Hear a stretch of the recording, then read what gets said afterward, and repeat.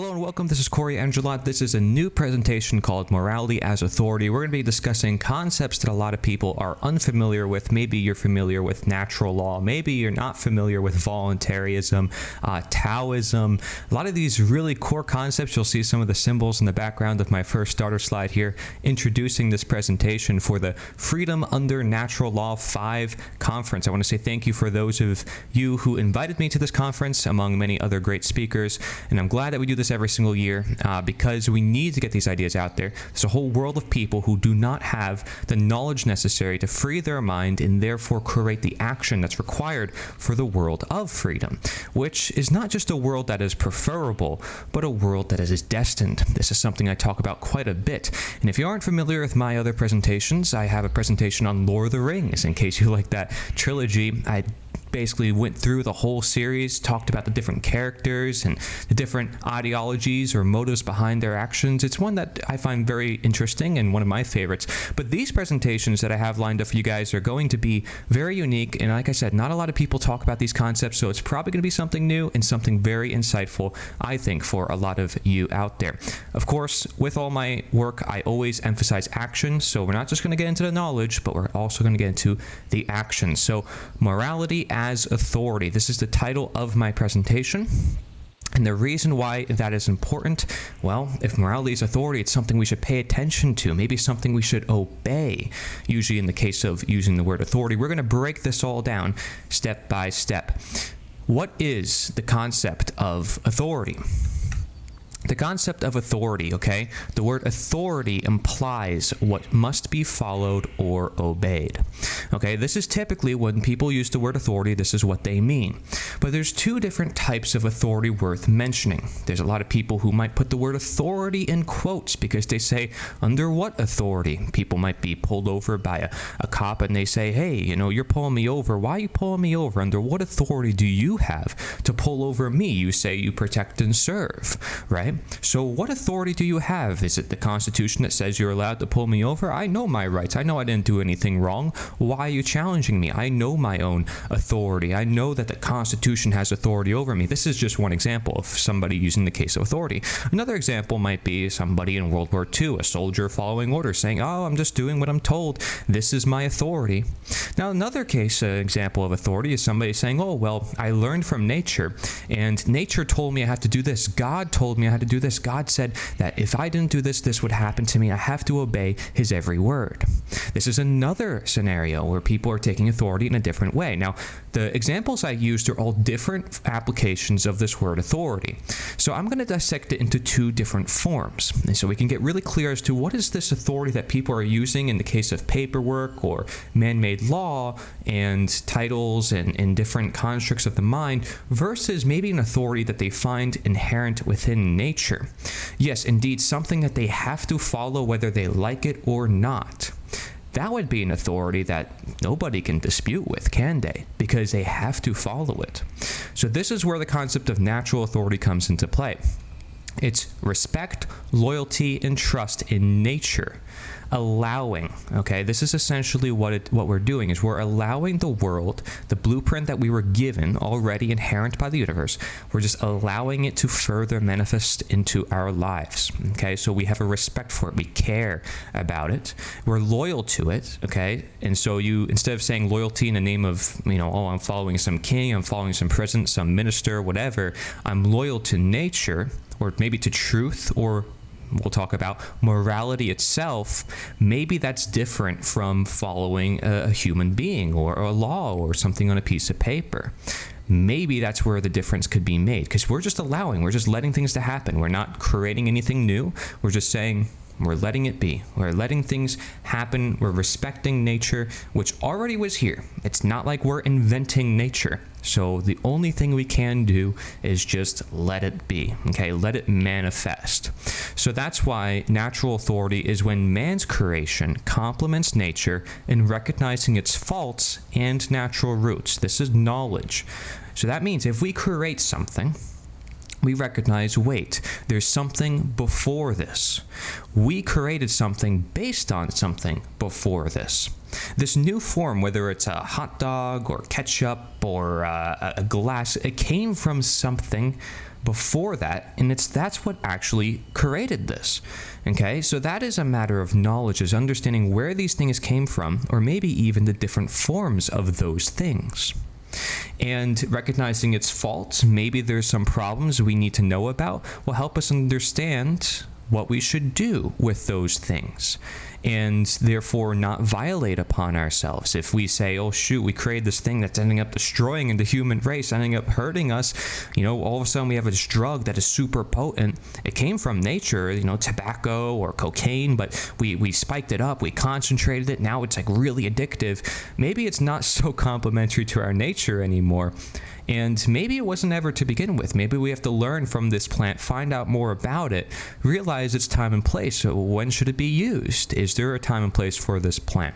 That's all knowledge, is understanding, okay, we're going to learn from this plant, we're going to learn from nature. We're not just going to do it because we want to do it and just because it makes us feel good. We're going to actually think about, is this the right thing to do? Because we're looking at nature, our nature of the body, right? Respecting it, saying, wow, if I care about my health and I want to persist of my being, then I need to take care of it. In the same way, maybe I want to grow a plant itself. Maybe I want to grow that plant. It needs to be in good condition for me to even have the plant to begin with. In order for me to have food, it has to be grown up properly in a way that it could also be yielded properly. Maybe even manufactured properly. All these things, when I say the word properly, what does that mean? It would have to be something based on knowledge that works. Okay, otherwise it wouldn't be properly, it would be improperly, right? Interesting how we have the word properly and improperly. We're going to touch on this and get really down to the root cause of this. But when we complement nature by essentially learning from nature, saying this is what we should do because our body works a certain way, we should breathe, for instance, we're creating naturalizing effects with no dependency unto it, okay? So in the case of breathing, we're not creating anything because we're simply allowing it. We're simply allowing the breath to happen. So it's naturalizing because we're allowing our natures to persist in being. What I mean by that, if you look at the word naturalize, it means to make natural. But again, natural authority and allowing nature, it's just a process of really letting go and embracing. I mean, if you think about it, you're breathing and your lungs are pumping and your heart is pumping and you're not even really thinking about it. It just happens. Though there are some medical conditions nowadays that says, no, people are stopping breathing. They're having problems with this or that, even though that's never been like that before. We have to question, why is that the case, right? But these naturalizing effects would say, wait, if we're supposed to breathe, then we need to support our ability to breathe. Maybe we need to get a breathing machine. This is something that man creates. Now, the problem with the breathing machine, although it helps us and provides us with naturalizing effects because it helps us breathe, which we are to breathe naturally, we don't want to have dependency onto it. Because if we had dependency onto that man-made thing, now we're not really respecting nature as much because nature says we should be able to breathe without the machine. Now, of course, we're helping our nature of breathing with the machine, but if we depend on the machine, then it's as if the machine is part of nature. But it wasn't. It was man's creation and trying to align to nature because something was there that impaired our nature to begin with. So you can look at it like this in case you're confused. That machine that helps you breathe is for treatment, but understanding that you're supposed to breathe naturally is prevention.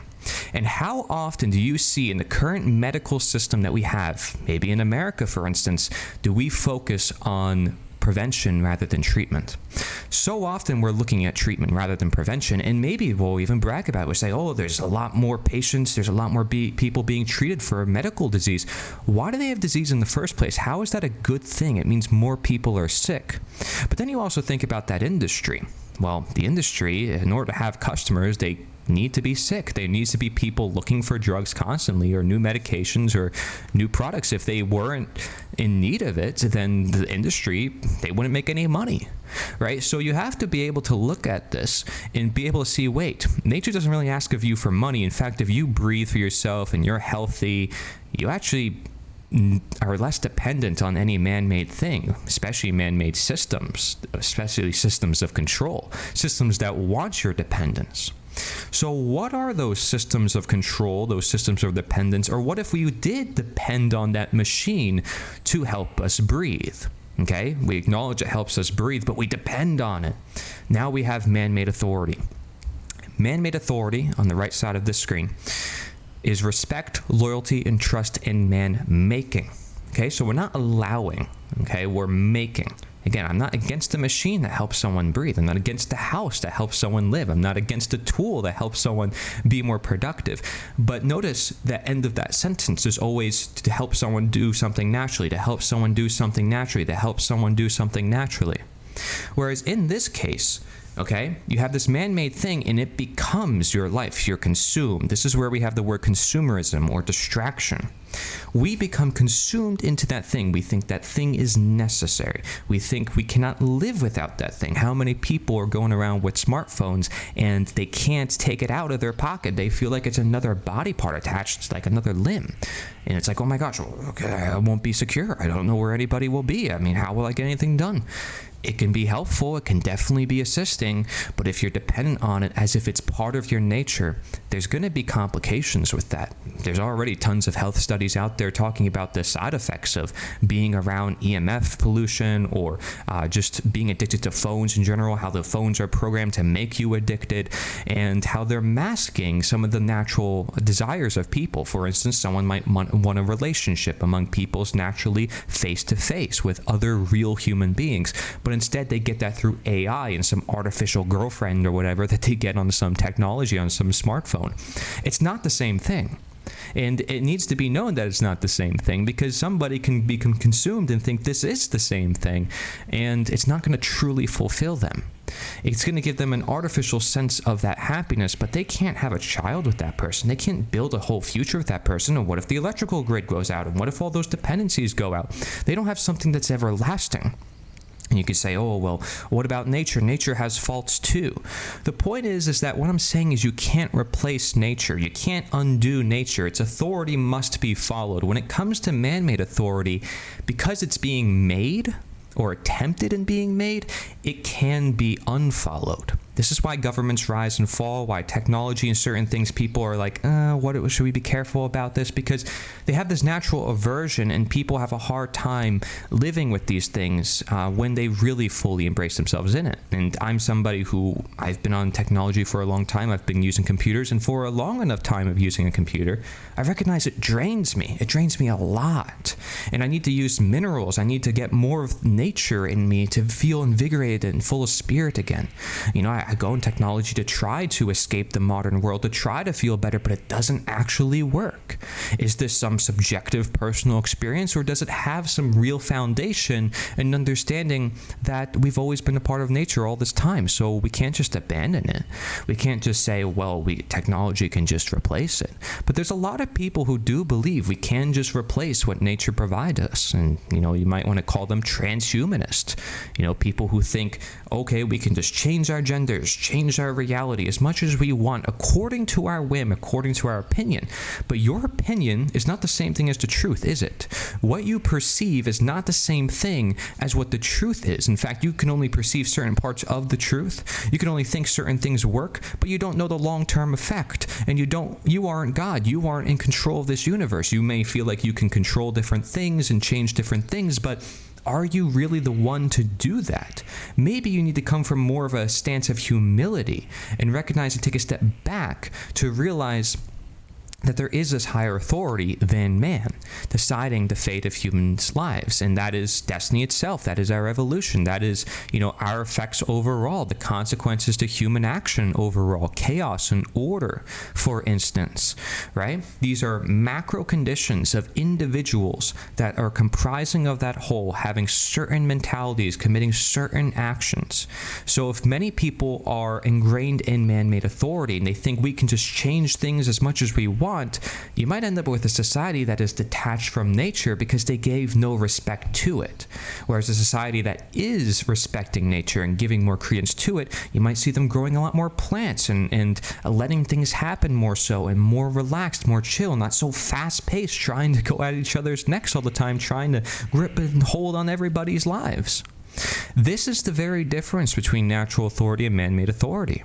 Man-made authority is man's creation attempting to alter or supplement nature, because anything man creates, and even Tolkien, again in my Lord of the Rings presentation I talk about this, he talks about the nature of power encompassed through that ring of power. That's literally what it represents. He talks about how evil can never create something new. It could only take from what already exists.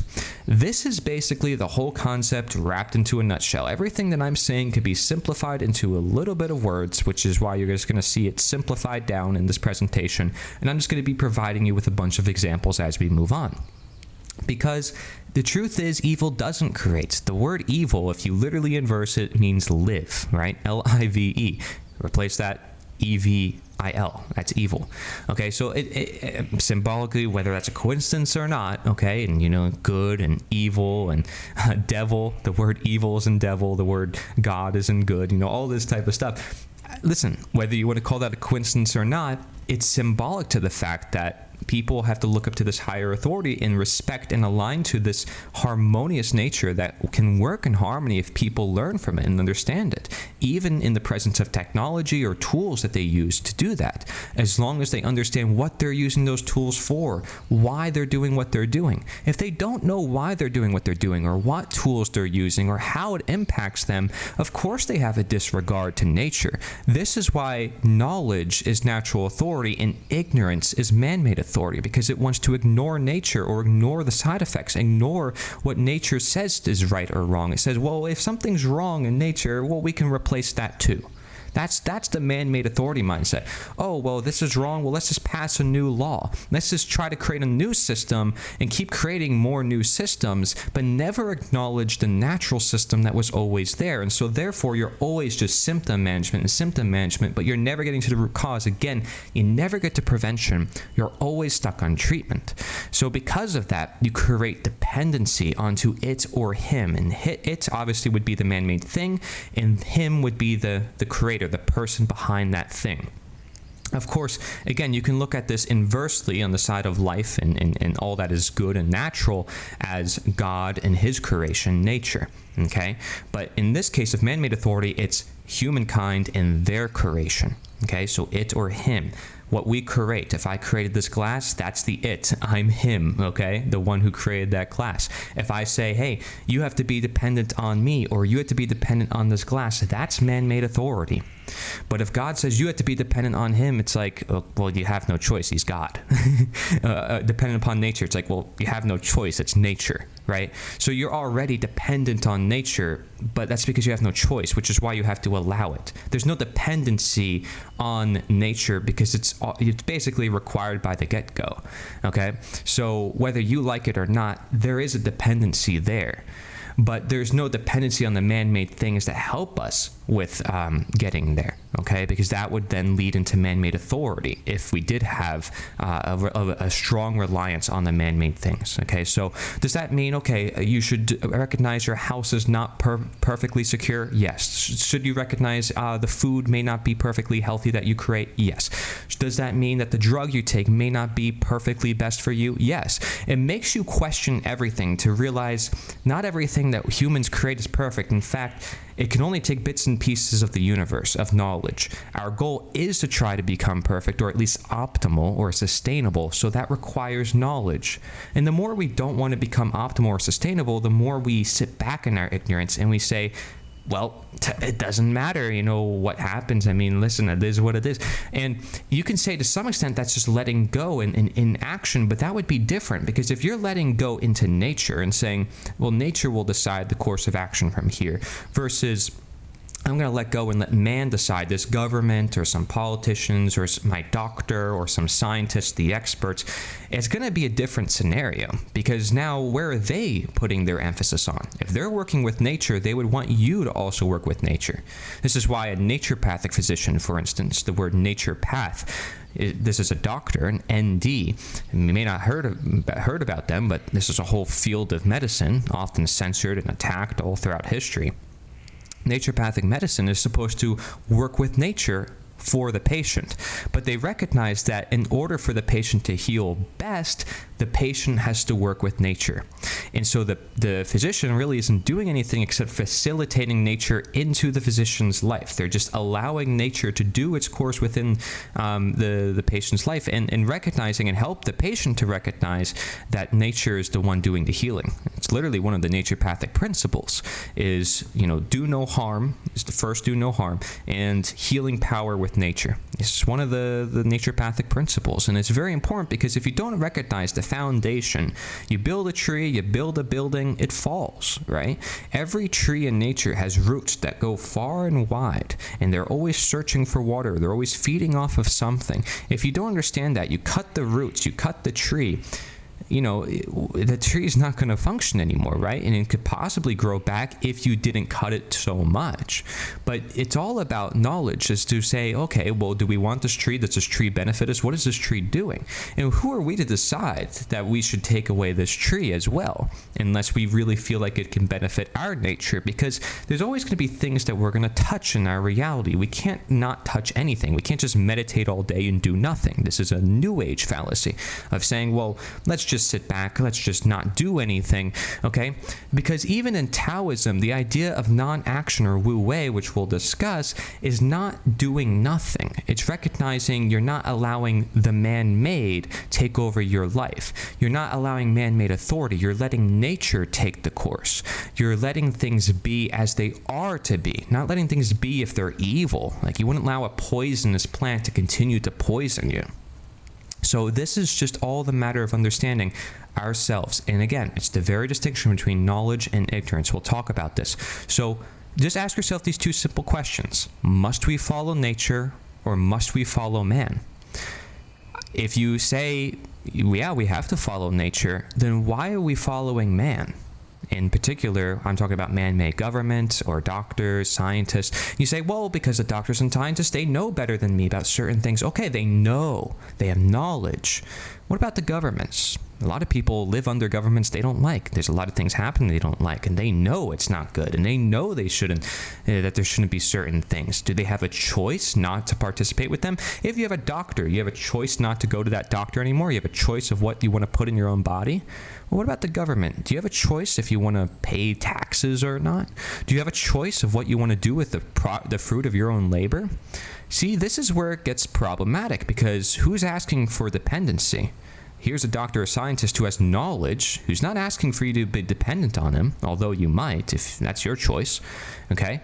But here's a government who says you have to be dependent on it, and in fact, in order to have power over you, they need to have certain knowledge that you don't. Maybe they want to keep you in ignorance, because knowledge is power, and they rely on the fact that people follow them, otherwise they don't have a paycheck.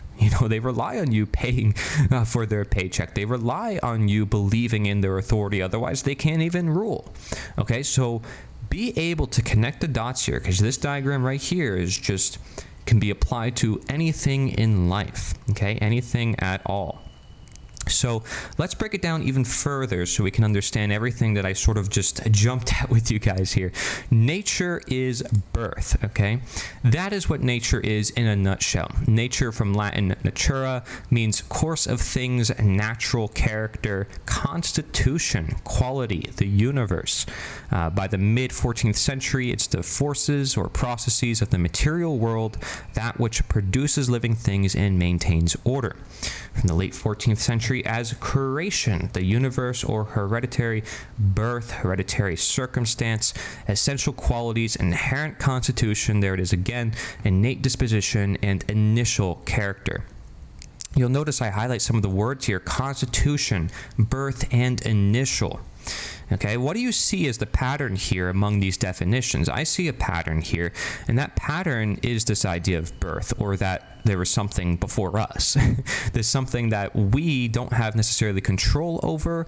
To some extent we do. You can call this nature and nurture, right? How we might nurture each other into a certain nature. But for the most part, changing the constitution of life or the universe itself is not something any human being has the power to do. Okay, we can change maybe things within nature, but we can't change nature itself. Like, we can't undo the birth process. process. That birth process is always going to be there. People are always going to breathe.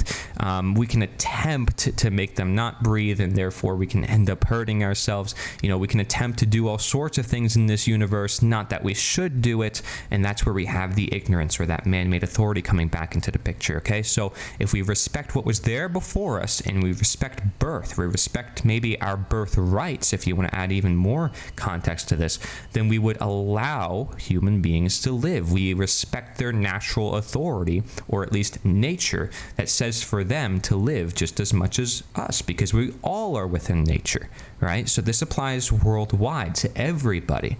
The birth of everybody. Everybody goes through a birth process. Everybody has their initial character as a baby. They grow up and they have the certain qualities and certain organs and a certain blueprint. And sometimes that goes wrong, but we find out, wait, it goes wrong because there's malnutrition or there's certain things that are left out of the picture. So maybe nature is not so complete. Because, one of the definitions of nature here is that which maintains order, that of which contains the universe. That means everything within it. Essential qualities. Well, if it's essential, aren't nutrients essential? Aren't things that help us live essential, like breathing? So if we're not breathing, are we really in alignment to our nature? Are we really in alignment to our birth and who we're supposed to be? Maybe this has a lot to do with purpose and having passion and care for what is our reality. Okay, so now if we really connect the dots here with nature and those things I just mentioned, what does the word natural mean? Natural, from Old French naturel, means of nature, conforming to nature, according to nature, and by birth. Okay, so again, you see the word birth again, conforming to nature. All you're doing here with adding the ol at the end of nature, natural, is just adding of. Okay, so natural is of nature, and nature is just nature. You can say it just is, because again, it's just our reality, and that's why there's so many different definitions sort of pointing to the same thing, which is that it's just world outside of ourselves. And if you want to include yourself in that world as well, okay. But all of it together is nature, right? Or you can look at the individual nature being like the human body, and then there's the nature of the world. I like to differentiate them, saying there's natures with an S, and then there's nature as a whole, which is like the macro, okay, without the S. Okay, so if we really understand the natural, which is of nature, it's that of which has always existed. I like to represent this by an infinity symbol. Okay, of course, this is a symmetrical symbol that I find very symbolic in many different ways. But the infinity symbol I use here to simply represent that infiniteness, that thing that has always been here, that thing that will always teach us our lessons over time, that thing that we have to respect, that thing that was something that, we can't change because it is way beyond our authority. It's something that we have to respect as our authority. Okay, so another way of saying this is existence is persistence. So if you ask me, you say, hey, Cory, which one is more natural, a Pop-Tart or a fruit? Right? And I'm going to say, well, which one has existed longer? And then you're going to say, well, the fruit, obviously. Well, okay, how do you know that? Is that knowledge that you know? Well, yeah, because the Pop-Tart was made in the lab, it was malformed, it was taken from this or that, it has fruit in it, but it was turned into this and that, and we wouldn't have the word Pop-Tart if it weren't for malforming it and changing it in this form and that form and this and that. Exactly. We change the nature of something so to literally create a whole different name for it. We literally created something called Pop-Tart because it's a different thing as opposed to the fruit, which may be in the Pop-Tart. So persistence is existence. Existence is persistence. So if something has long existed, like the ability to breathe, okay, and we say all of a sudden, oh, well, maybe we shouldn't breathe. Well, you're going against all of existence and the fact that we've always been breathing. Okay, now somebody might argue, say, well, slavery has always existed, therefore it's natural.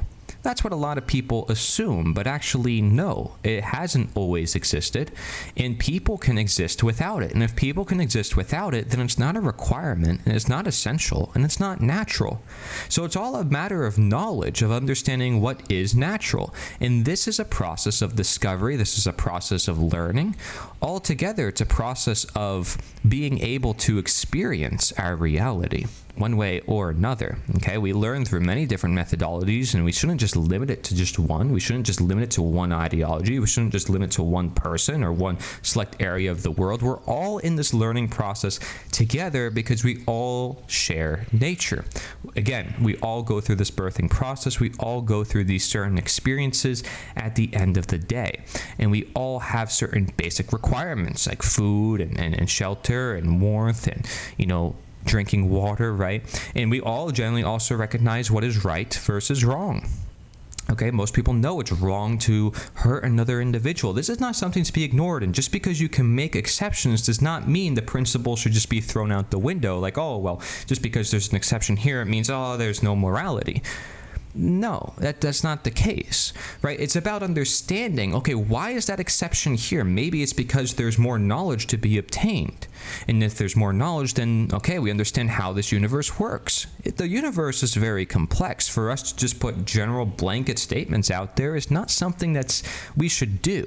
And as far as I'm concerned, okay, if anybody doesn't like the definitions of nature or natural here, share with me another definition, because as far as I'm concerned, all the definitions of nature align to what I just said, which is that it's that of which has always existed. It's the birth, it's the initial character, it's the Constitution.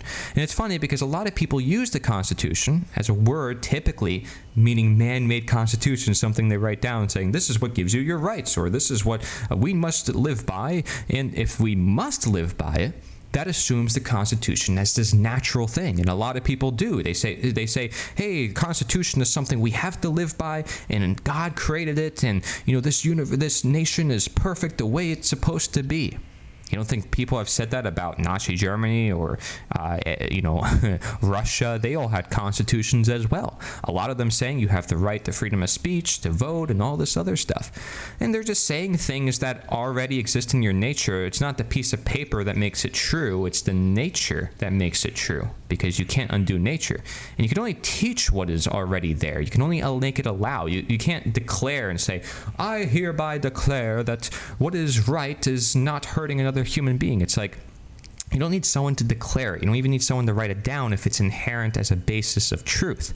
But you can have somebody remind you of that, as long as they're saying, don't depend on me for that answer. And because I said it, that's what makes it right. It's like, no, just because you said it or just because we wrote it down does not make it right. It just is right. That is this concept, again, of natural authority as opposed to man-made authority, which would say, oh, well, just believe me, what I said, because I wrote it, because it's on this thing. It's dependency, ultimately. Okay, it's not allowing, it's making, attempting.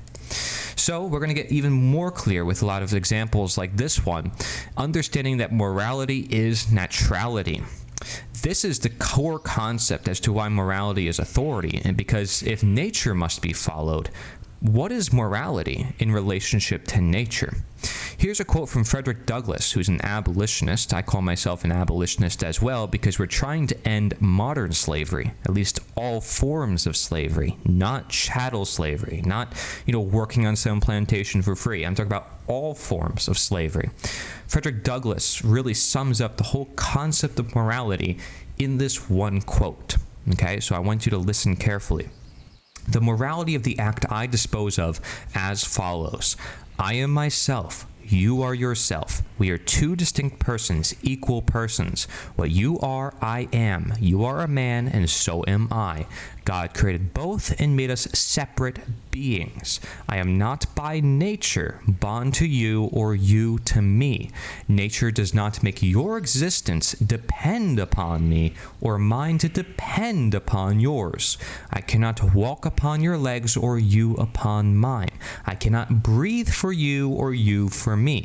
I must breathe for myself and you for yourself. Notice his words, cannot, must, depend, make, not make, okay? He's very clear here.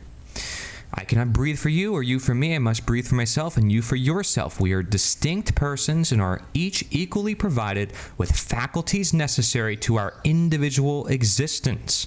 In leaving you, I took nothing but what belonged to me. Of course, he's referring here to the fact that he freed himself. He was a slave on a plantation to some man-made authority. He's saying by nature, he's meant to be free. He only took back what belonged to him, is what he said, which is what he allowed to happen. He said, I'm going to allow nature to be my authority, which is what I was supposed to be under in the first place. That's why he said, I took nothing but what belonged to me, what was already there. So he's not attempting to create or make anything new. He's simply recognizing what was already there and embracing it. That is his nature. Okay? And in no way, he says, he lessened your means for obtaining an honest living, because you belong with you as well, you know? Just because he recognizes, hey, he belongs with him, well, so do you belong with you. You just don't belong, like, he's not bound to you. He doesn't have to be a slave to you. Like, that's not something that he has to do. That dependence you just made up. You indoctrinated him. You made him believe that he's supposed to be a slave. But he realizes he's not a slave anymore because he educated himself. I mean, he said education is what makes you free. So because he said that, and again, knowledge is what helps us understand our nature, he said, I don't need to be a slave anymore. I can be free. I can embrace who I am meant to be. So in no way did he lessen his means of making an honest living and himself making an honest living. He's letting things be as they are to be. Him belonging with him, and you belonging with you. That's ownership where it should be. It would be wrong ownership to say, I own you, because that's slavery. And slavery, most people nowadays recognize as wrong. They say, yeah, nobody owns another human being. That's ridiculous. But back then, people said, oh, that's not even 200 years ago, by the way. People said, no, that's normal. You know, everybody does this, and it's necessary for the economy. And without slavery, who will pick the cotton? These were the excuses people made to uphold something that they even knew was evil. They called it a necessary evil. That means nature is evil. That means that we have to live with something that we know is evil, but we say it's necessary to have. And so it's like, okay, wait, so we can't learn to live with nature and understand something, like it has to be evil, which means like we have to live with something we don't want to live with. Like, what is this? It's crazy, right? But he says your faculties remained yours and mine became useful to their rightful owner. Rightful. What does rightful mean? I therefore see no wrong in any part of the transaction. So notice the final sentences here. Honest, rightful, and wrong. If morality is neutrality, what that means is that right is nature, correct is nature, honest is nature, health is nature. And can you live your life without the following words? If you think that's not the case, tell me if you can live your life without the following words, because I guarantee you, you can't. I guarantee you use these words on an everyday basis to differentiate and know what actions to take every day within your life. Because if you didn't, you would not be paving the way for yourself throughout this life. You wouldn't be knowing what you're trying to achieve. You'd be creating unintended results for yourself. You'd be creating chaos and things that you don't want to create. This is why, again, the unnatural is ignorance. As much as it is deception, it's not being able to understand what we're doing. We don't have a direction. We don't have a path. We don't know what we're doing, and therefore, of course, we're going to obtain something that is going to confuse us, something that is going to be like, oh shoot, I shouldn't have done that, because you didn't know until you actually got hurt. So many people learn from experience, but they don't learn from awareness. If you learn from awareness, it's simply understanding this correlation, that between the natural versus the unnatural. So the natural has different words for it, okay? Look at all these different words that could be used for natural. Again, it means of nature. Right, rightful, honest, honesty, health, healthy, truth, truthful, real, really, just, justice, standard, genuine, moral, morality, regular, correct, sensible, reasonable, unforced, fundamental, whole, or essential. Okay, so this is understanding the natural. Okay, and if you want to break it down even more, try to think about it. If you're not honest to somebody, you're telling them something that you know you shouldn't really tell them. You're keeping them ignorant. Health, it means whole, right? If you break it down in Latin, and you have a health which constitutes your body. And if you don't have health, what do you have? You don't have a body anymore. You're not even living. You don't even exist. You basically aren't able to persist of your natural being. You don't even exist. Truth. Well, if there is no truth, then what you're left with is just lies and deception, right? It's not there. But truth, if we say it's something inherent, it's something we have to understand from the universe, then it's simply nature, because nature is what we're learning from. Nature is truth. Okay, so real. I mean, if we say something is real, what makes it real? Well, the fact that we can differentiate it from something not real. So the fact that we have these words natural and unnatural is maybe because we live in a world that makes us differentiate between the two to begin with. If we didn't live in such an unnatural world, or a world inverted from what it should be, we would not recognize all that is to be. Right? If we didn't see the consequences of our actions, we would not be able to understand what's the better action.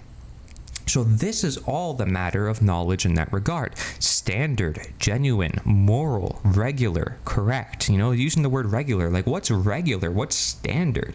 Well, it's what was there beforehand. It's like if I have a regular Pop-Tart versus a fancy smancy strawberry shortcake, Pop-Tart. Obviously, one was the regular one, which was probably there before the other bunch of other flavors.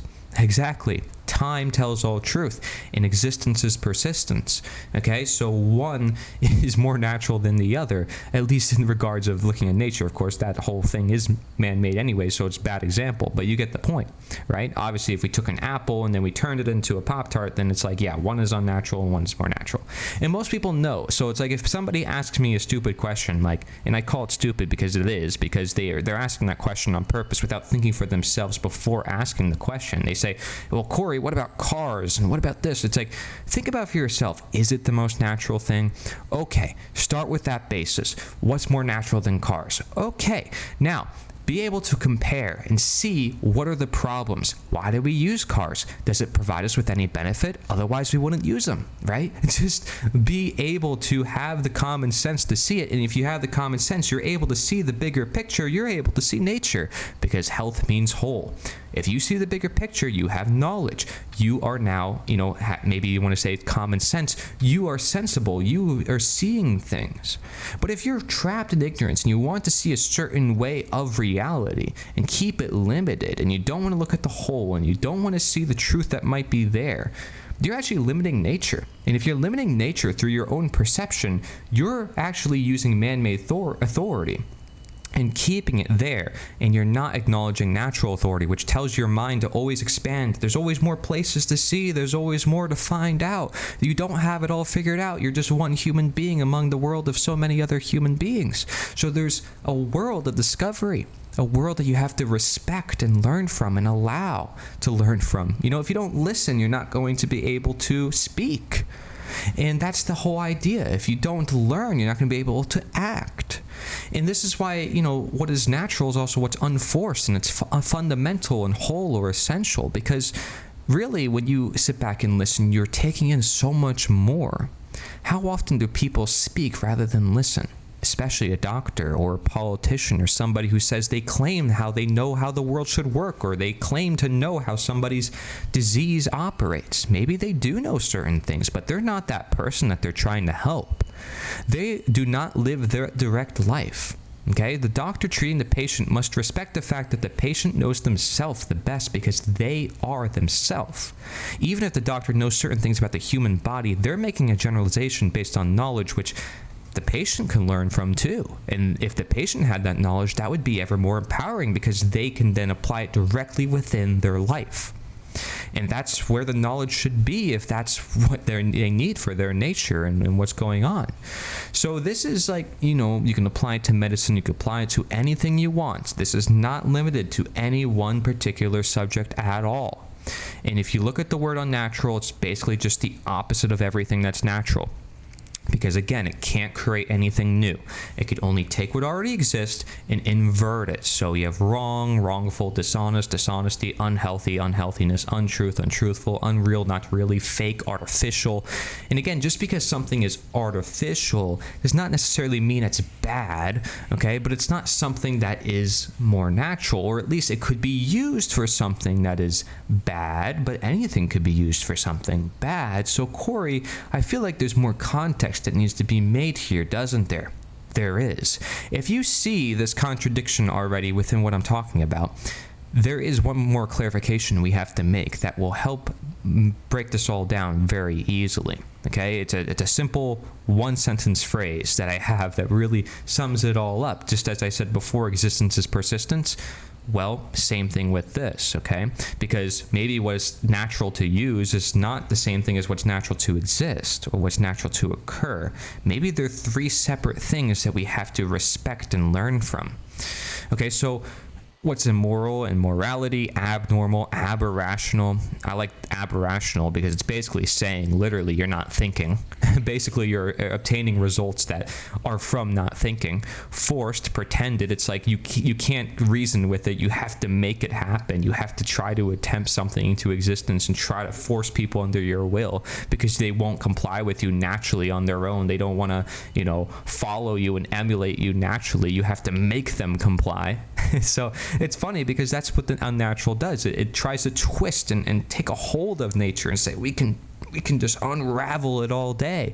But it can't. No matter how much you pull at the strings of nature, it's going to come back and bite you. That's called karma.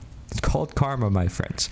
It's called natural law, some people want to call it, right? That's where that comes in, okay? If you want to apply it to the whole here. Natural law would just be another word for nature because the word law just means inherent conditions. Natural means inherent.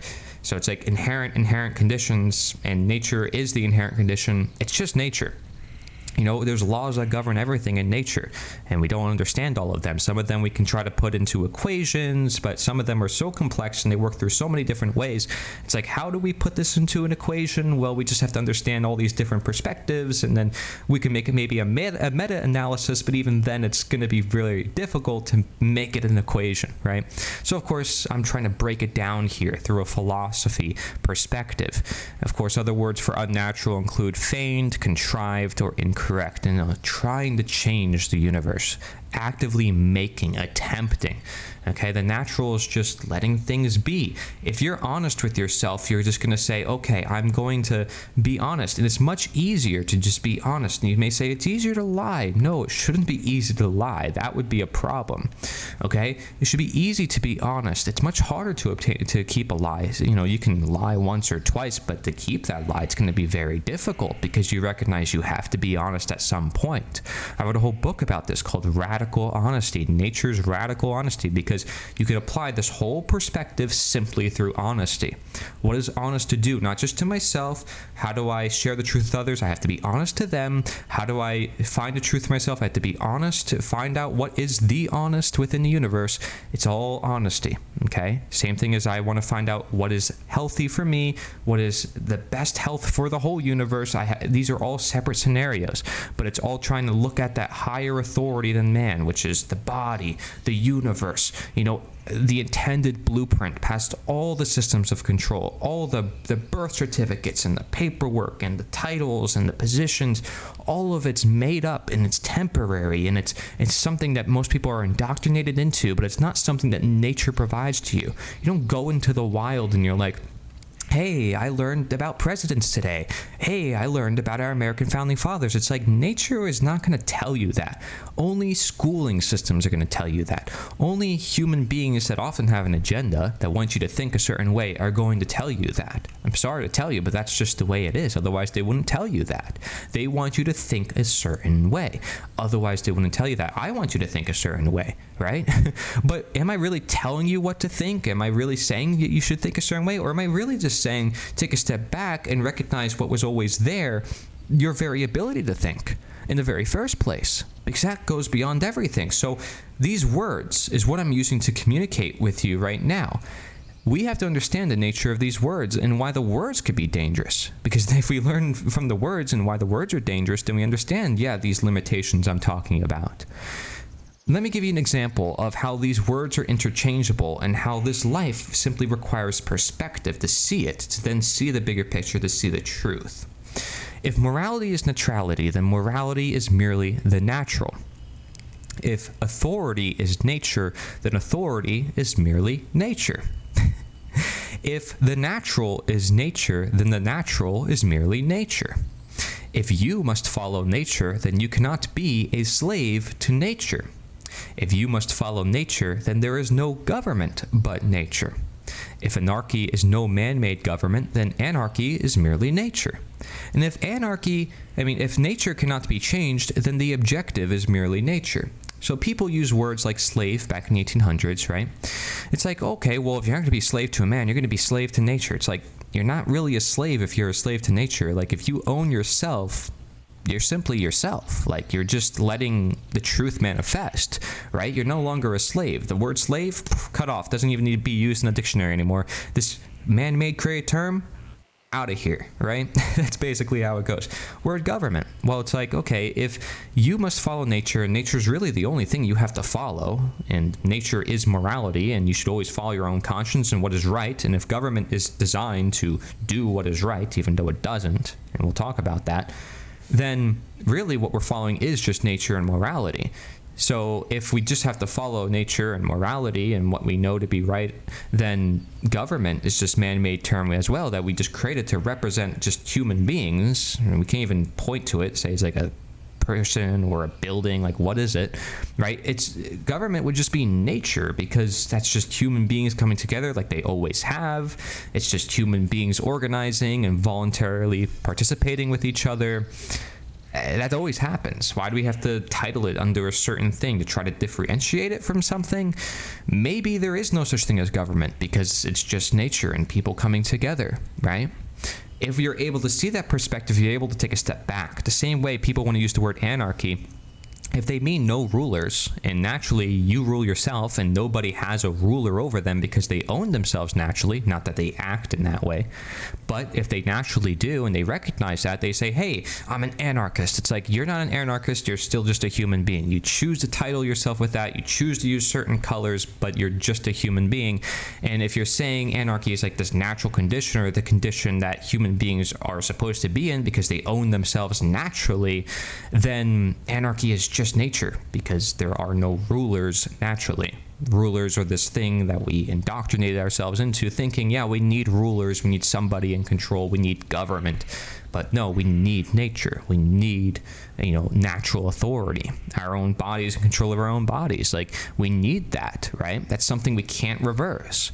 And so it's like when we say the word natural, it's just nature. It's another thing. Again, I said we wouldn't even have that classification system of natural versus unnatural if it weren't for a world that we felt like we were being detached from. If we felt like there wasn't a differentiation to make because of our abandonment from source, our lack of harmony or unity around other human beings or our universe as a whole, not being able to live with it, of course we're going to make that differentiation then, right? And so, authority, same thing. Again, like, you wouldn't even have this whole concept of authority if you recognize nature just is and you have to follow it. It's like, it is authority. There is no question or even having to say it's authority. We don't even have to call it nature. It just is, right? But recognizing it, because in the face of something that is trying to be nature or trying to replace it or ignoring it, that's when it can come of use. And that's what we're doing here all throughout this presentation.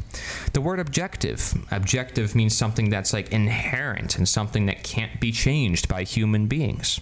Nature can't be changed by human beings. We could change different parts within it, but nature as a whole, if something we have to respect and learn from because we're part of this universe, we're only one person, and nature was here way before us. The objective is just nature, because if there's going to be anything that's objective, it would have to be that, because it's something that human beings did not create, and it's our inherent condition. It even says it in the definition. Okay, morality, same thing. If morals are something we're supposed to live by, we're supposed to live by nature, then morality is just the natural, like, of nature, we're supposed to do, right? And again, the natural is just nature, like what we are, who we are supposed to be, and we're just working in alignment to that. If you make any morality that's not based on an intent, a purpose as such, then it's like, what are you making this morality for? Your own gain or for some particular gain, but not for the world. So you can't say it's a moral standard for everybody. You can't say it's a moral framework that people can live by, and therefore it's not really principle. It's not really morality. It's just your opinion. You know, it's really just ignorance at that point. If you're not willing to say, okay, my morality is trying to improve, it's trying to apply it to everybody, it's trying to find out what is actually right to do. So does authority help? Okay, if we're looking at the concept of authority and we're trying to break it down so much more, does it help? Well, if man is our authority, does it always work? Okay, mankind will always have different problems, right? We always recognize, yeah, there's going to be crime, there's going to be, different systems of control, and we say, oh, well, it's always going to be here. Well, is it? Because as far as I'm concerned, there were Native Americans here before America, then maybe before that, I don't know, in Europe there were like 100 different governments just in the area of Germany and Greece and China. It's like, gosh, it's like every single certain amount of years there's a new government that rises and falls, and there's mass democide, and democide is actually known as the #1 cause of death. So like, that's really concerning, right? It's not timeless at all then, and it's not universal because it only applies in certain regions and certain areas of the world, and their moral principles are different from others. So if you go from one state to the next, it's like, this plant substance is legal here. Next state, it's illegal here. It's like, it's the same plant. I don't get this. If we have some sort of moral framework, if we're learning from an ever-present nature that's universal, why would this plant be seen as illegal here and like legal here? It doesn't make any sense. We need to be able to understand what we're doing, because if we have this conflict as to saying, oh, well, it's not legal, but it is legal, it's like, we don't know what we're doing, right? So this is man-made authority in a nutshell. It's like, I think it's bad, so therefore I'm going to pass a law, I'm going to make a government, and I'm going to declare it's bad, and if anybody has it, well, too bad, you have to do what I say. That's what man-made authority is in a nutshell, right? Is ignoring the fact that individuals have their own body, their own choices, living their own lives to make whatever choices they want to make. They're not harming other people. They're not saying to other people that they must live a certain way. But you are the one saying, well, whoa, this is so bad. We need to control everybody. We need to do this. We need to do that. We need to make humans be better. We can't learn or teach them to be better. We need to make them be better. Can you make someone healthy? No, they have to make themselves healthy. You can help guide them. You can try to give them the right tools, but they still need to be the one to take the tools into their own hands and do the work themselves. And the best, most optimal, sustainable health would be if they really did that for themselves, because they belong to themselves. That, again, would be respecting natural authority. Does it always work? Yeah, because you work with you. You belong with you. It makes sense because it's sensible, because it's correct, it's right, it's moral. All these words, one and the same. It's universal because I can say that for every human being in the world, that every human being belongs with themselves. That's a timeless principle that nobody can contradict unless they have knowledge otherwise to say, well, humans have not always belonged to themselves. It's like, okay, prove to me otherwise, because you just said that yourself. You are an individual. Like, unless you're saying what you just said right now is not something you just said. You're saying someone else said it for you. It's possible that someone may have influenced you, but you literally said that just now in this moment, presently, right? I mean, that's something that no one else is saying for you right now. You have to be responsible for your own actions and truly hold yourself accountable, because you own yourself. There would be no need for responsibility or justice or any of those notions if we did not recognize simple ownership. We wouldn't have ended chattel slavery if we didn't recognize this natural authority.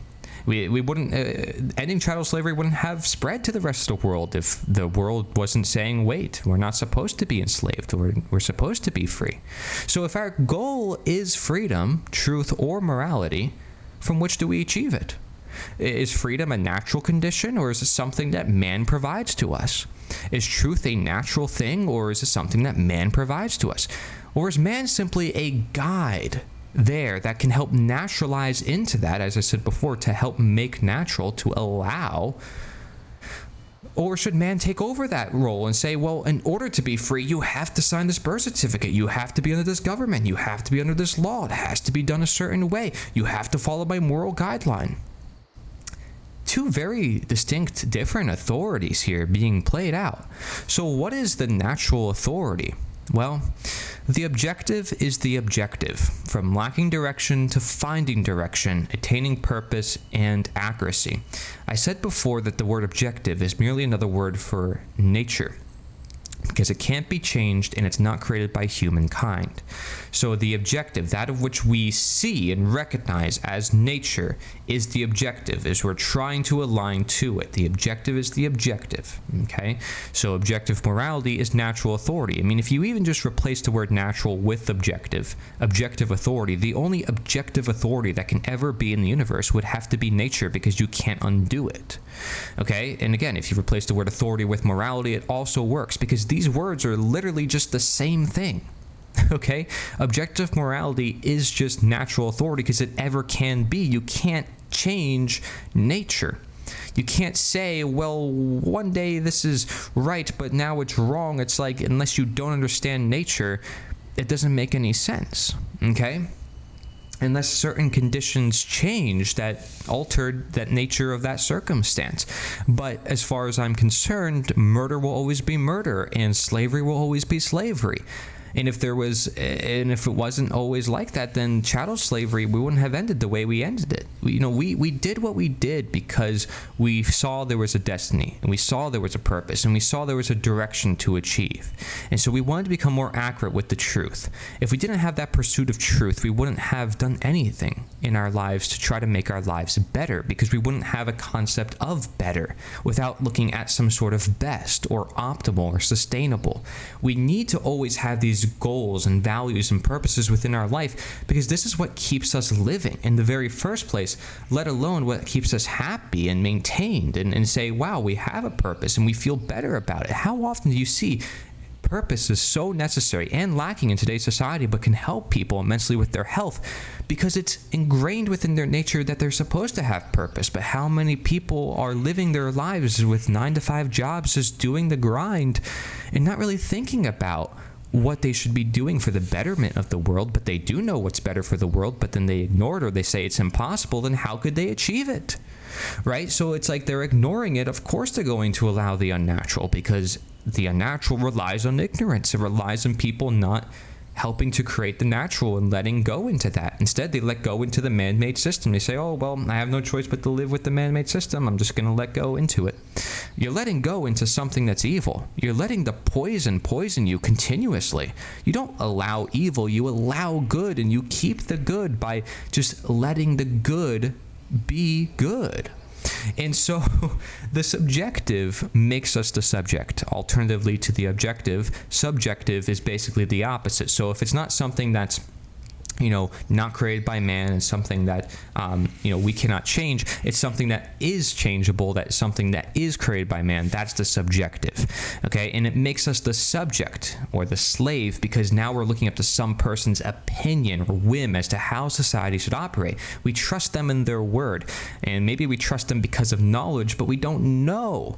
Okay, if we don't know, then that makes us in ignorance, and we have to be very careful with subjectivity. If the subjective is based on trying to constantly obtain the objective, then we're on the path of the objective. We're looking up to natural authority. But if we stay stuck on the subjective and we stay dependent on that man-made thing, this thing made of certain whims and just limited ideology, then of course we're going to be stuck in man-made authority. We assume that the subjective is the objective, and we embrace ignorance. Okay, so we assume that man is nature, and we accept the fact that that is, and we think it's a fact. We attempt for it to be a fact. We embrace the fact that we're ignorant of the fact that naturally that's not the case. Naturally, we own ourselves, and that we should not just look up to man, we should look up to truth, and man could only be a stepping stone there, but we must acknowledge the truth, ultimately.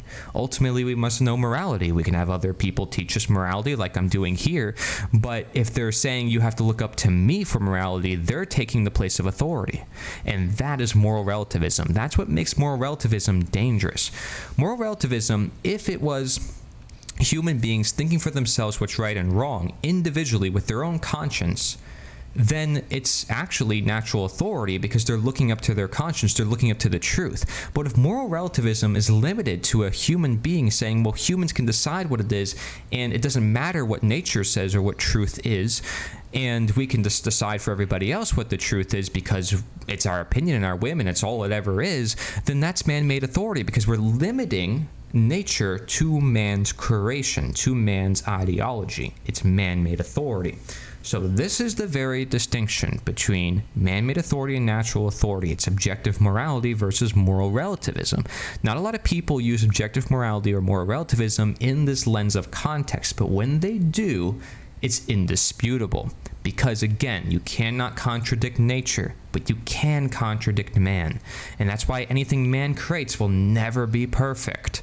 Okay? Even if it's trying to help us with our nature, well then, let's do that, right? Then we'd be respecting natural authority.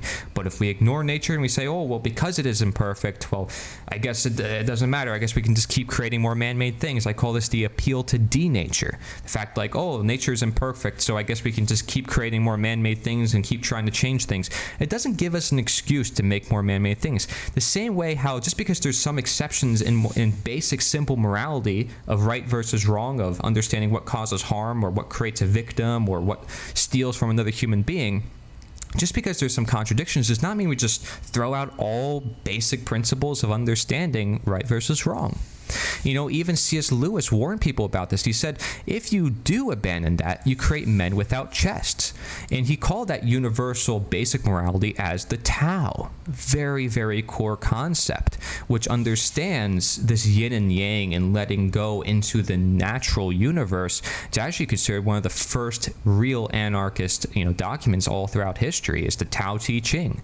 Basically saying that there's a government that you don't even see as a government because it's just nature. And that's it. There's no such thing as anarchy. Even the book The End of All Evil by Jeremy Locke says there's no such thing as anarchy. It's just truth. It's just nature, right? Just as government is an illusion, anarchy is equally an illusion because there just is nature, and that is the only thing we actually have to align to. Anarchy just happens to be in alignment with nature, and government happens to be against nature. But if anarchy is just in alignment with nature, then it's just nature. Okay, so that is such a concept that would make a lot of people very hard to wrap their heads around. But that alone is just telling of you need to take a bigger perspective worldview on your life, okay, and stop staying in this limited closed box, because nature is this ever-expanding circle of, oh, there's more I don't know, oh, there's more I don't know, oh, I don't have it all figured out. There's always more to figure out. That's why none of us are perfect. That's why none of us know how everything should work for everyone else. This gives us such a sense of humility to never rule over our fellow man and tell them how to live their own lives. So, my two questions for you from this slide is, do we perceive truth with the objective or subjective? If we perceive truth with the subjective, we say, well, because I say so. If we perceive truth with the objective, then we say, well, there's always more to figure out, and you know what? I want to try to get as best as we can to the right answer, okay? To something that I know works universally and timelessly. Something that works, okay? That works with what we were given, the natural, what has always existed. Subjective, well, don't care. Could be anything I want. Could be whatever's preferable, whatever I want. It's my opinion, whim, if I want to create a government that enslaves everybody, I'm going to do that because I say so and therefore it's right, and it's all just opinion anyway, so we can just do that. That's subjectivity. Maybe it's a very extreme case of subjectivity, but objectivity would say, no, there's got to be a destiny for humankind. Some people might assume, oh, the objective is these people are bad and these people must go. But if they're not looking up to nature, then of course that's going to be their conclusion. If they're looking up to nature, then they'd say, oh, well, wait, we have to respect individuals. And maybe certain cultures shouldn't be intermixed, but it doesn't mean then that we forcefully take them out of certain areas because then we're messing with nature again. A lot of people did this. Nazi Germany did this. They appealed to natural law often to say that certain cultures should not be intermixed with other cultures, but therefore that excuses the state or government to come in and take these people and displace them and bring them to other parts of the world. It's like you're trying to fix an unnatural problem with unnatural solutions. What do you expect to happen other than more unnatural problems? And that's the problem, is people allowing and justifying the unnatural continually. And what we see is when we have modern disease, you have certain drugs and certain diseases. A lot of these diseases can happen from the drugs. Doctors might just start prescribing more drugs, and they never actually get to the root cause, which is, why are they getting sick in the first place? What's causing this problem in the first place? What about nutrition and preventative sciences? Prevention will always live with understanding nature. Again, one of the naturopathic principles is prevention, okay? Very important. So why is it important to recognize ignorance? Why is it important to recognize that we might be wrong or that we don't have everything fully understood? This can be summarized by our understanding of basic good and evil and how we think, speak, and act, okay? The very distinction between knowledge and ignorance is between good and evil. Socrates, who's known as like one of the oldest philosophers, is known for saying this one quote: "The only good is knowledge, the only evil is ignorance." And so do you think, speak, and act with knowledge or ignorance? If I ask anyone this, they're going to be like, well, I try to act knowing what I'm doing. It's like, no one's going to say to me, oh, yeah, I just do whatever because, you know, I don't care what happens. It's like, unless you really don't care about yourself and nature as a whole, you just have a complete disregard to it, you're asking for evil. You're asking for denaturing and disregarding this universe, right? And there's a lot of people who you might say are lazy, who don't care about this universe. Why don't they care? But if you say they don't care, I guarantee you they still care about certain things. They say, I care about my family, I care about myself, I care about my health. There's always something somebody cares about. Otherwise, they would commit suicide, which is the case, unfortunately, for a lot of people nowadays, because they can't find passion. They can't find a pursuit of any type of purpose. They don't recognize nature. They think nature can't be known. They think it's already known by scientists or experts, so why should they start to learn it? They don't realize that they can have a connection to it personally and understand it for themselves in a way that nobody else can because they live their own unique life. That should be inspiring for so many people to understand, wait, I have knowledge that other people don't, simply by existing. Simply by being, I have experiences other people don't. I can see perspectives that other people don't. Do I really understand that and use that to my advantage? This is why certain people produce amazing music and they're like, wow, how did you do that? I can't produce that. Yeah, because you're not them. Oh, how did you do that? Well, you know, some people are just unnatural, people say, at doing things. Well, how do they become a natural at doing things? Well, because they simply embraced who they are uniquely as a human being, and they fed into that. They naturalized into their natural self. They found out, what is it I like to do, and what is it I could do more of for my being that I know I can do. They know they can be a certain thing, and so they put all the effort and time and energy into doing that, right? So this is all core to passion and purpose, which again, so much of my generation especially suffers with. And it's very good for them to have that purpose because it gives them direction. And having that purpose is a matter of knowledge, actually. Okay, so if you are ignoring, you're falling off the road, it's like, don't care about the path, I don't care about the direction, where are you going? You're going to fall off a cliff, you're going to jump into a hole, you're going to be missing, and no one's going to know where you are, you're going to be confused, no one's going to figure you out either. And not that people can figure me out, because I'm quite confusing as well, but perhaps that's because there's so much mass information, and perhaps because nature has been overall shrouded by the mainstream. If you listen to this right now and you're like, Cory, I understand what you're saying, congratulations, because there's might be a lot of people who don't, and an ever future of people who don't, because they don't understand the prerequisites to what I'm saying. They can't even comprehend the language, let alone the concepts, okay? Because everything requires knowledge and perspective to see it. So, if the only good is knowledge and the only evil is ignorance, then good is knowledge and evil is ignorance, quite literally. Good is the knowledge or embrace of nature. Okay, now nature again is the natural authority, the infinite, the infinity symbol, right? And we learn from nature and for what is good by naturalization. Okay, and so this is something where it's like, okay, if I want to make myself better because I know it's going to make myself better, so I do it because of it and I do it for it, right? And so you have this dual purpose here that brings life into a harmony, into a balance. It's like, I want life to be better, so I'm going to know what I'm doing. I'm going to support or give to the natural, and you have this continual cycle of the natural supporting the natural, leading to evolution. So you can look at like right to good to evolution. right? Whereas you have wrong to evil to involution, or humanity going to extinction, if you will, right? And that's the unfortunate part of it. It's because you can have scenarios where many people die. Like I said, democide, where so many people disregard nature's authority or their own conscience of what they know to be right versus wrong, just to follow the orders of the few because of man-made authority. That's why evil is the lack or disregard of nature by man-made authority for denaturing, which is violating or stealing from the natural. Yeah, I'll bring these people to the camps, I'll bring them to the gulags because my authority said so. I'm going to ignore my conscience, I'm going to ignore what I know to be right. I'm just going to do it because my authority said so. So therefore, man-made authority totally takes the place of natural authority. There's no knowledge or embrace of nature. There's just a lack or disregard of nature. And that therefore creates this inverse scenario where you have this dystopian, totalitarian nightmare of a police state that takes over everybody's life. Nobody wants that, but yet that's the world that they create for themselves because they ignore themselves. That is the concept of the natural versus unnatural, is people literally giving into what they know they shouldn't give into. In the case of government especially, this is apparent. You're going to see why more when I literally bring up questions you can ask yourself about your own belief system. Statism. Most people have never even heard of this. Again, most people never even heard of voluntaryism, but yet they help us understand, because it's knowledge, what we are to do with our own nature, as opposed to just ignoring it and just saying we should just follow orders. It's like, you should always think for yourself. You have a mind. You should use it. You have the ability to reason. You own yourself. You don't belong to another person where they can just use you as a tool and a pawn. Let's place this person here and use them as we will. No.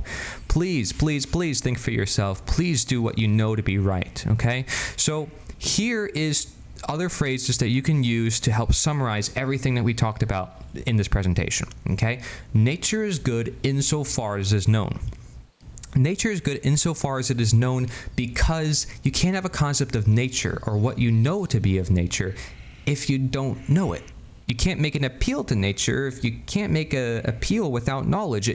You need knowledge. It's a prerequisite to nature because you learn from nature in the very first place. You recognize its existence because of knowledge.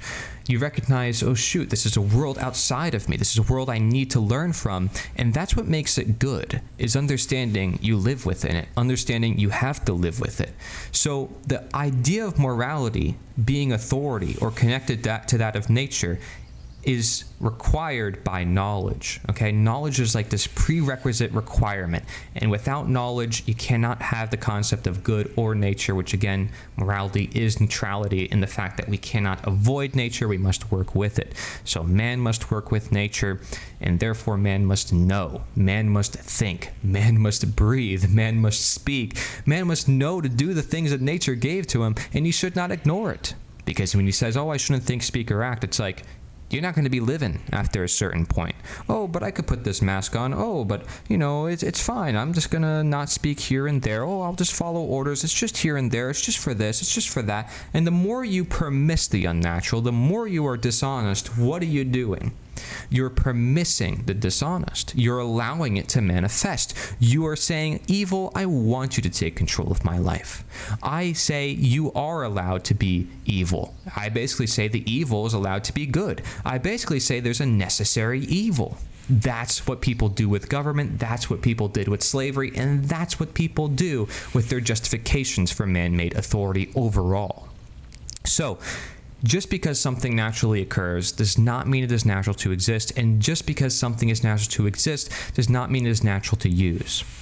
Okay, there's many scenarios where things might happen to people and it doesn't mean it's supposed to happen. For example, somebody might have a disease. Oh, well, this disease just naturally came about. It's like, well, why did the disease happen? Okay, is it natural for that disease to occur? Maybe not. Okay, and again, existence is persistence. So how long has this disease been here? Then we know if it's there to occur or not. We know if it's supposed to exist, okay? Because occurrence is different from existence. Occurrence is something that just happens. Existence is something that's always been, okay? So they're two separate scenarios. Now, if we look at existence versus usage, it's like, okay, this plant exists, this poisonous plant. I understand it's poison. Doesn't mean I should use it, because now I know it's poison, so I know not to use it. Okay, so that is understanding there's a difference between occurrence, existence, and usage, without even using all these other words. Just understanding the difference between these. And most people do it in their everyday life. It's like, yeah, I understand the glass exists and I use it for a certain purpose. And like, I can use it for different purposes according to what I want to use it for. Anything natural could be used for evil depending on how I use it. You know, like a hammer, anything I can hurt people with. I can do so much with these things. Okay, there's not like one intended purpose for it, but I can understand what I can do with it. I can understand why it exists, and if it's supposed to exist, if I'm supposed to depend on it. I can understand so much about every little thing. And this whole philosophy, which I call naturosophy, by the way, this whole presentation and understanding all this, opens our eyes and opens our minds to say, what is the reality we live in? Why do things naturally occur? Are they really natural to occur? All these storms that are happening, what if some of them are man-made? What if some of them are being created by human beings? You know, maybe they haven't always existed and they just started to occur now.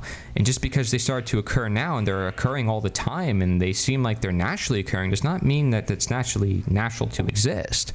Okay? And just because something is existing naturally, because we found out, yeah, it's always been here, doesn't mean it's natural to use, because we have a nature of our own and the plants have a nature of their own. There's animals that have natures of their own. The world has a nature of its own and all the natures within it. So being able to respect that, to see that, to listen to it, is being able to learn from it. We cannot learn from nature unless we are able to step back and see this reality with an open mind and look at these different scenarios and these different peoples and these different realities that are all present, okay, within this one reality we call nature. So education is ultimately leadership. When we talk about government and politics, I want you to think about leadership. I want you to think about influence. They're not necessarily the same thing. Saying to someone, do what you're told, is not the same thing as saying, I'm going to teach you how to do what you think what you should do. You know, I should teach you and guide you and bring you up to who I think you should be. But maybe I have to help you in your own process of that, because you know, I have to respect the fact you're your own person and your own nature says, I can't breathe for you, I can't do these things for you. So maybe if I'm too harsh on you and I tell you to do certain things, that's not going to really help you either, okay? Even if I can convince you that that's something you should want, why should I convince you, right? Maybe I should try to find out, what is it that you want to learn? What is it that you want to do? So education is actually leadership, and leadership, if you really question, I ask you, like, what is real leadership? Like, if I just ask you right now, what's real leadership? You're probably going to say, well, it's somebody who is admirable, somebody who's done great things, who is somebody worth emulating, right? Again, it's voluntary. It's somebody, it's like, yeah, I'm inspired. I want to learn from you. Yeah, the word educate, from Latin educere, means to bring out or lead forth. So education is literally leadership. To educate is to lead out of ignorance and into knowledge. That's ultimately what it's doing, because why would you educate someone on something they already know? You only educate people on something that they don't know. So you're bringing them out of knowledge, ignorance, and into knowledge. You're basically helping them see more of nature and therefore seeing the bigger picture, seeing health. And you're being honest with them if you're teaching them and you want them to learn. You're not deceiving them, so you don't want them in ignorance. You're bringing them to knowledge. If you're deceiving them, you're not educating them. You're doing the exact opposite, right? You're actually hurting them. This is why ignorance can be just as bad as deception.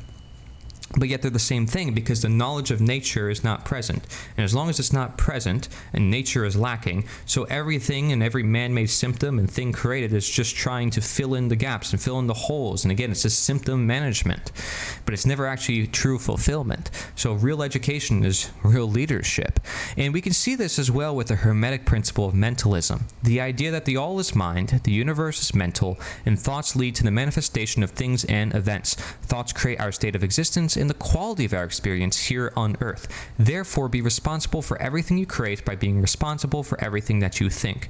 So many people in politics or around the world in religion and anything think that in order to get people to think certain ways, they have to impose their will on others. They have to force them to think certain ways. No, you have to teach them.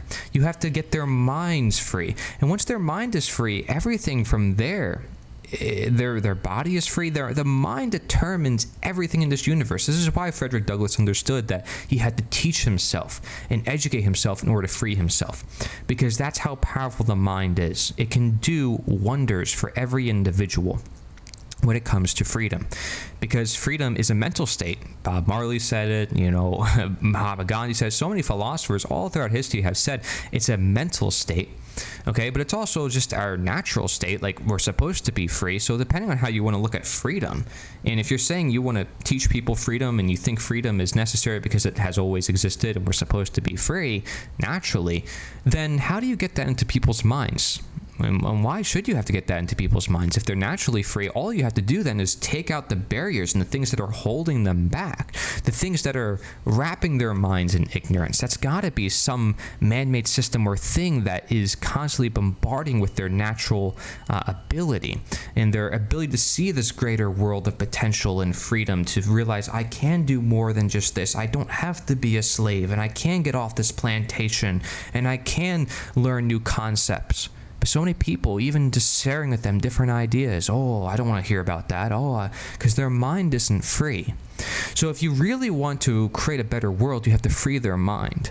No matter what change you do, you're not going to be able to change people unless you change their mind. That's the most long sustainable, ever changeable thing that you can ever do. And it's something that, like I said, you break the mind, you break everything else, right? This is why people look at mental health nowadays and depression, suicide, and they're like, these are really important, but it's also really hard to understand, because they're so important, and they're literally the most important. Your mind, and many people connect the mind to God and this hive mind of the universe, and you have AI, which is our mind, and you even look at human beings and our nature. It's like we use our mind so much compared to these animals in nature. They're very instinctual and brute force, and they get everything done through instinct. We're not like them. We use our mind so much for everything, so we're very much mental creatures, or spiritual creatures, however you want to look at it. And so if we respect that, and we want to encourage the evolution in humanity and say, yeah, we can think for ourselves and we should, then we would teach others. And there's no other way to get there. Literally no other way other than education. Okay? Because again, it's going to be counterintuitive if you say, well, I can be nature and I can dictate and tell them to live a certain way, because now you're not teaching them, you're forcing them, and you're doing the exact opposite of education. You're deceiving them because you're keeping knowledge hidden from them, saying, well, they're never going to learn by not teaching them. So conscience is from Latin conscire, which means to know together. Remember that we're all part of the same reality here on Earth in nature. So when we know together our reality, we're able to all live among it. If we all have these ideas of nature within our mind, or the natural versus unnatural, or what is right versus wrong, we know what we should do. Now, it's our choice whether we want to use that or suppress it in the case of authority, man-made authority in particular, and that's where statism comes in. So you can have real leadership, you can have education, but maybe you can have also things that aren't education or leadership, and that includes man-made authority, which seeks to say, just do what I say because it is what I say, and it's subjective, and it's, based on my whim, my opinion. Let me just ask you a few questions again. Who can you best teach? Yourself. Only you can teach yourself ultimately. You're the one listening to this. Everything goes through your perception. How do you teach? You can't teach them saying, well, you got to do this. They won't learn. They're just going to do it because you say so, just because you have a gun in your hand. Doesn't mean they're going to actually learn from it and know why they're not supposed to do certain things. They're going to do it just to appease you. They're going to do it just because you said so. That's not learning at all. How do you heal? Do you heal someone saying, you have to take this drug or you have to go through the surgery? And it's like, no, it's not working with the patient. It's not working with the client. Do you heal discriminating against certain people? Like, no, you respect every human being because they all have the ability to heal. And you give them the faith to heal. You recognize their mentality is the most important thing first and foremost. If somebody has cancer, you're like, recognize it. Don't let this hurt you. You can get through this. You are stronger than that disease. You can get past this. They find out the mind is so powerful when it comes to defeating disease. No coincidence. You have to heal with your mind first and foremost, being free and ready to heal and being able to take the healing steps necessary to attain health. being able to use the real for reality, the truthful for the truth, the natural for nature. All these concepts, very important. We can lead without man-made authority. Can we? Can we lead without man-made authority? Do we need someone telling us constantly what to do? Are we children that we need to be directed and guided like sheep on a plantation, constantly telling us what to do? Or do we have the ability to self-direct ourselves, to learn what we should do in our life? Do we have an obligation to teach others morality, or are we actually teaching people authority? Because in the current school system, we're teaching people to just follow orders and do what they're told. And if we're teaching them morality, then we're basically teaching them to be anarchists. We're teaching them to be sovereign, which means above rulers, to be their own ruler over their own self, to have self-mastery. Because they think for themselves, they own themselves. They have their own authority in themselves, but they're not man-made authority. It's natural authority because they naturally own themselves. So they lead themselves and therefore lead with natural authority. They don't lead with man-made authority because otherwise they'd be led by someone else.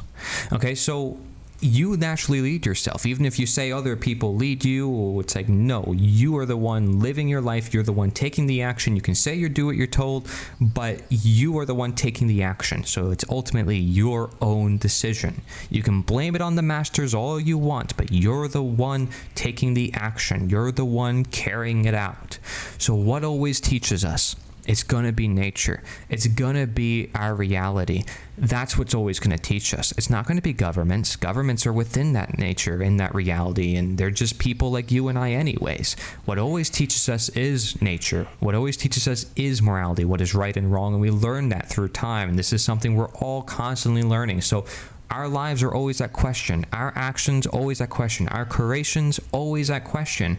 But nature is the answer because it's always there and it doesn't change. Even if we change and our creations change and we rise and fall and destroy our own species with nuclear bombs and all sorts of things, that's our own fault.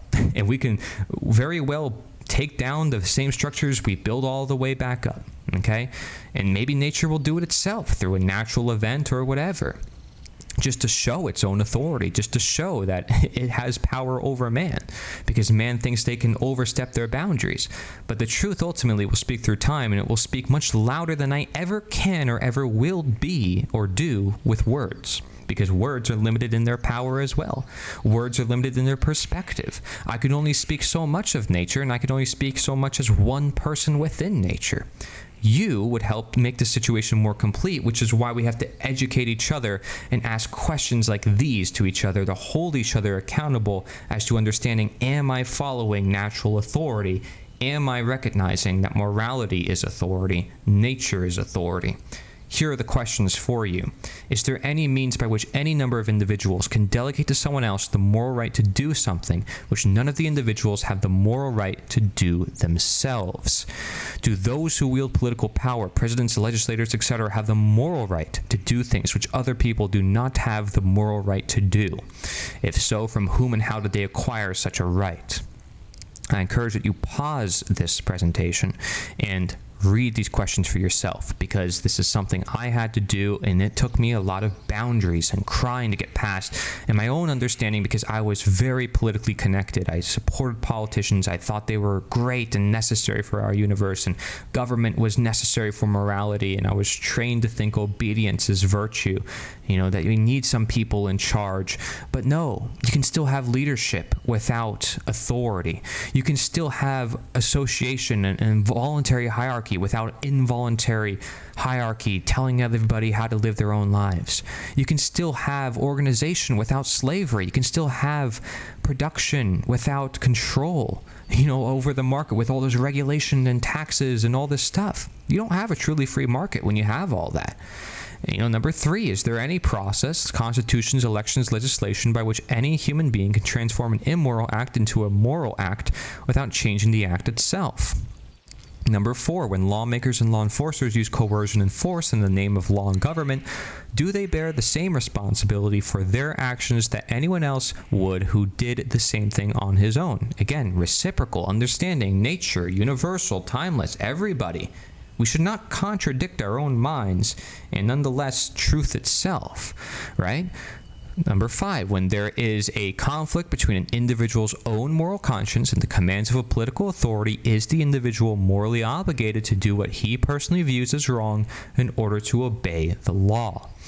So this whole presentation is basically a summary of everything that I talk about within naturosophy, a philosophy I developed to understand nature and its relationship to us, and basically how we can look up to it and learn from it and teach it to others, and from every different perspective. You know, I mentioned health, I mentioned science, I mentioned AI. I mean, you can literally apply anything to it. There are no limits to what you can apply to this philosophy. I see so often people like to limit nature to certain ways of thinking, and my thinking is not to do that. It's in fact trying to say, okay, let's take the step back and realize there's always more, and we need to see more, and there's all just a matter of knowledge. Because knowledge is always seeking more. If I said the knowledge of this, I'd be limiting it. And I say knowledge of nature, but nature is this whole that's ever expansive, so it's not really limiting it, right? When I say nature is the answer, I'm not limiting the answer because it's something that you have no choice but to live with.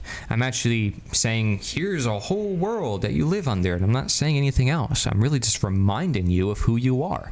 And that's what we need, is moral teachers who can simply remind us of who we are, especially going into times of uncertainty and people not knowing who they are. That's because they lost a sense of their own natural being. They don't know who they are because they have no direction. They're wrapped in ignorance because they're wrapped in a man-made system. And they don't realize that man-made systems are not going to help them. The natural systems will help them. And you can use man-made systems for the natural systems so long as they recognize the natural systems beyond the man-made systems. But in that case, at a certain point, you won't even need the man-made systems at all. Right? And the goal is to live sustainable and optimal lives, and not to have counterintuitive institutions or systems that control us and keep us down. Slavery we don't need to live with. Political slavery through governments are no better than the chattel slavery of the past. In fact, it's even worse, because it's a greater illusion of freedom, thinking that, wow, you know, this is a system that has long existed, and, you know, because it said that chattel slavery is illegal, that's what made it wrong. No. Absolutely not. Understand the truth in nature itself. Nature speaks to us directly, and we don't need to write it down on a piece of paper. We don't need a politician representing the truth for us. We can simply understand it for ourselves and teach it to one another and be humbling about it, rather than saying, I'm the authority, I know it all, and you have to follow me. I'm not claiming that. I'm certainly not claiming to know the answers. Government is. Check out my book, Government is Unnatural, Anarchy is Natural. Summarizes all these concepts. The first chapter goes into the whole concept of the natural, right? Second chapter goes into the concept of government. Third, anarchy. And then fourth, moral suasion, which is basically the action of how to get out of this mess. There is an action. I create a whole movement website for that action, nita.one, nita.one. I created a project called the Liberator 2, which is what I consider the greatest project for freedom in all of independent media, for anyone and everyone to get involved. They can do something, literally anything: collaboration, networking, news, radio, events, activism, interviews, and more. Everything is there. Recommend going to that website and get involved. You can send us your article. I'll turn into a video for you. We have new editions of the paper, which can be printed in person or online and shared and distributed and networked everywhere. It's amazing. There's nothing like that anywhere. The End of Slavery Summit I hosted with over 50 speakers, hundreds of resources. There's links, there's videos, there's education, there's action. Check it out. That's at endofslavery.org or nita.one/summit. And of course, the Liberator 2 was deliberator.us. That is the one I recommend for all the great stuff. Naturosophy, if you want to learn a lot more about this philosophy in general, go to nita.one/naturosophy. And then, of course, if you want to learn about the Government is Unnatural book, go to nita.one/order. My Slavery Gone for Good book talks about abolitionism and the abolitionist like Frederick Douglass. You can go to nita.one/truth. And for all my links and resources, there's a lot out there. Go to taplink.cc/CoryHealth. I've made sheets about all all sorts of different topics. You know, I've made summary sheets for natural law that you can print into the streets. I've made documentary questions. I've made interview questions. I've made sheets for all sorts of things over the years, so feel free to check it out. Of course, I now have my own perspective on natural law, as I just delivered with you guys in this presentation, that helps us see a much wider worldview, and that's why I created Naturosophy, which simply represents, you know, the study or the wisdom of nature, the knowledge of nature, sort of like a new branch of philosophy, because a lot of modern philosophy is stuck on nihilism or saying there's no meaning or value in the universe, and again, not putting the emphasis on nature and saying that man can sort of just decide things for themselves. And philosophy has sort of lost its roots, I feel, from a lot of its original philosophies. So I try to bring a lot of that back and help us humble ourselves to be our own philosopher ultimately, because we don't need anybody else to really tell us what to think in any regards, because we have a mind of our own. We can be guided, but we should be ultimately encouraged to be our own philosophers. So often do I see, you got to read this book, you got to go here, you got to do that. No, you don't. You don't got to do anything. You literally don't have to do anything. You don't have to watch my other videos. You can literally just live your life and allow others to live their life, and boom, you're in alignment to nature, my friend, because you know what you're doing. You're not harming anybody. You're not putting too much information in your head, overwhelming your nature and having these weird obligations that nature would have never provided to you. You actually are in harmony more than you think, just by letting life be. Even if you may not be doing everything the truth movement wants you to do, you're not contributing to the problem, are you? Now, you could be contributing to the problem if you don't share that information with other people. So that's where the educator comes in. Be the leader, be the change you want to see in the world. Get involved, the Liberator too. Thank you very much for watching. This is Cory Endrulat. Nature is the answer. Freedom under natural law 5.